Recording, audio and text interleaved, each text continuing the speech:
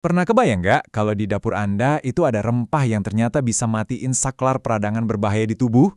Hari ini kita akan bongkar bareng-bareng sains di balik kekuatan kunyit ini.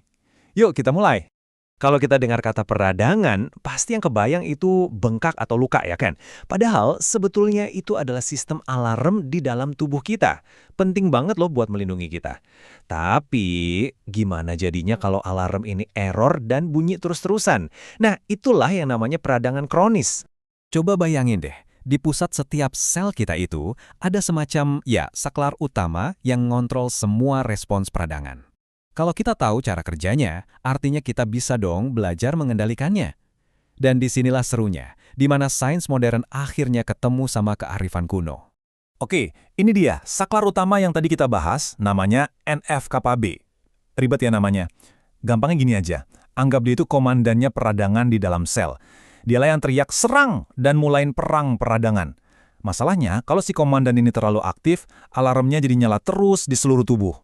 Pertanyaannya, bisa nggak sih kita nenangin si komandan ini? Ternyata jawabannya udah ada dari ribuan tahun lalu loh. Solusinya ada di dapur kita.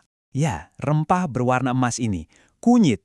Yuk kita lihat gimana sains modern ngejelasin cara kerjanya. Jadi, kesaktian kunyit itu bukan dari kunyitnya begitu saja, tapi ada senyawa aktif di dalamnya. Nah, inilah dia, namanya kurkumin. Bisa dibilang molekul yang Anda lihat ini adalah pahlawan supernya yang punya kekuatan anti peradangan luar biasa. Terus, gimana persisnya si curkumin ini beraksi? Gini ceritanya. Pertama, si saklar NF-kappa itu nyala, terus langsung memicu sinyal-sinyal peradangan. Akibatnya, alarm di dalam sel jadi berisik terus. Nah, disinilah curkumin datang sebagai pahlawan. Tapi, yang keren adalah dia nggak langsung matiin saklarnya. Sebaliknya, dia secara cerdas memodulasi atau gampangnya menenangkan saklar itu.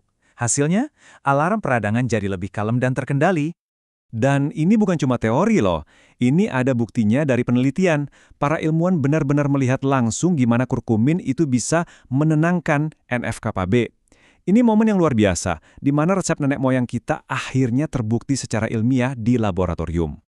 Eits, tapi ceritanya nggak berhenti di situ. Ternyata, kurkumin itu nggak kerja sendirian.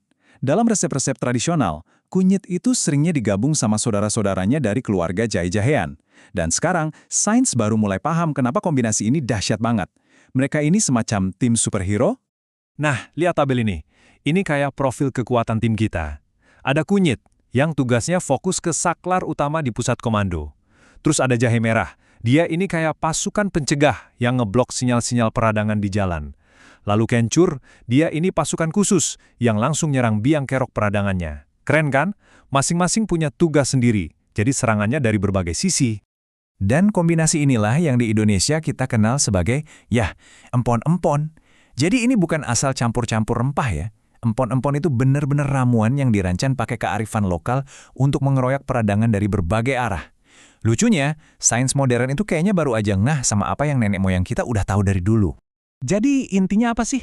Intinya adalah sekarang ini kita lagi lihat langsung gimana pengetahuan kuno dan sains modern itu nyambung. Kekuatan empon-empon itu bukan cuma di kunyitnya atau jahenya, tapi di kerjasamanya.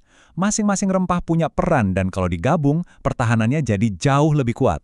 Ini jadi bikin penasaran kan? Kalau ramuan sesederhana ini aja ternyata punya mekanisme yang canggih banget pas dibedah sama sains, coba bayangin, rahasia keren apa lagi ya yang masih kesimpan di dalam resep-resep tradisional lain di seluruh dunia? Wah, menarik banget buat dibahas lebih lanjut. Terima kasih sudah menyimak.